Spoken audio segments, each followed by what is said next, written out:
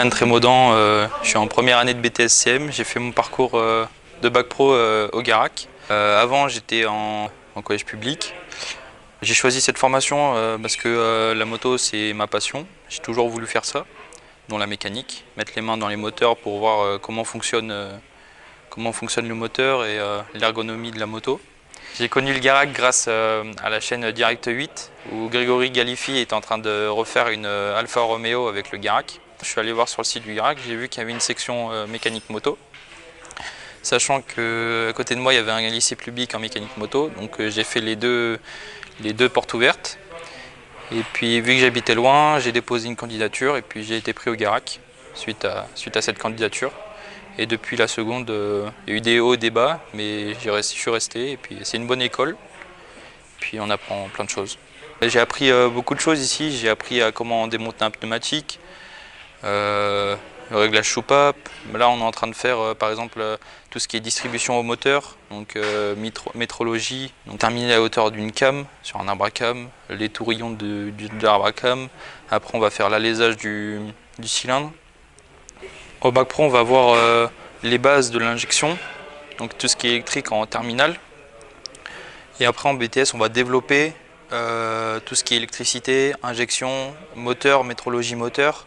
Maintenant, là, on est en train de faire plus un peu de révision parce qu'on a des classes de terminale S qui nous ont rejoints. Il faut savoir que pour le niveau BTS, nous avons beaucoup d'élèves, environ 50% qui viennent d'une formation STI.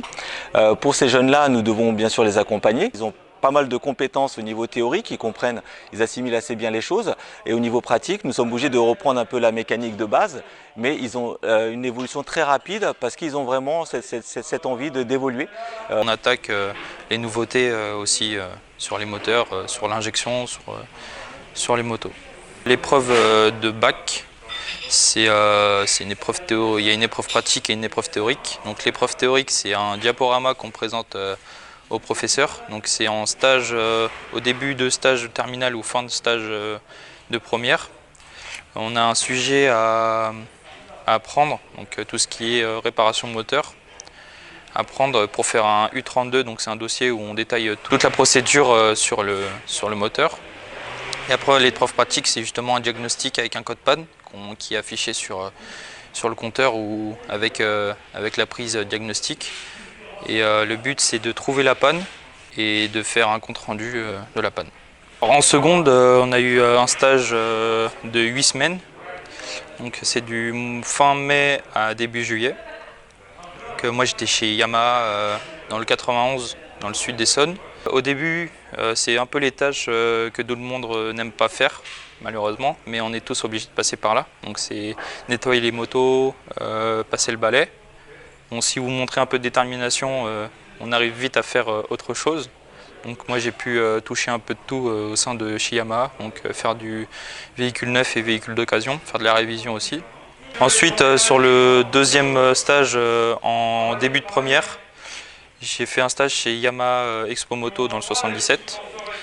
Et par la suite je suis allé pour le deuxième stage en première, je suis allé chez MV Moto dans le 45 à côté de Pithiviers, où là j'ai pu découvrir plein de nouvelles méthodes de mécanique, donc tout ce qui est réfection carburateur, dépose moteur, préparation moteur, donc passage au banc de puissance, mettre un shifter, mettre un power commander. Donc ça, au dernier stage de terminale, donc le deuxième au mois de février, j'ai été pris chez National Moto pour faire les 24 heures du Mans, mais malheureusement avec la Covid on n'a pas pu dérouler le stage. Après mon BTS, je souhaite rentrer dans la vie active. Mon rêve, ça serait de travailler chez Triumph en tant que mécanicien ou chef d'atelier et même responsable de concession. Alors, la différence entre le niveau bac et le niveau BTS, le niveau bac va plutôt faire de la maintenance, j'allais dire périodique, de la maintenance conventionnelle, contrairement à l'élève de BTS qui va pouvoir justement diagnostiquer des technologies, j'allais dire très pointues, où ils vont devoir faire des mesures précises. Pendant la formation BTS, l'élève va pouvoir aussi gérer une entreprise. Pour cela, nous l'accompagnons justement pour tout ce qui est gestion d'atelier, accompagnement d'une équipe de techniciens. Donc la formation tend aussi, avec de l'expérience, de les préparer justement à pouvoir organiser un atelier et pourquoi pas de diriger une entreprise.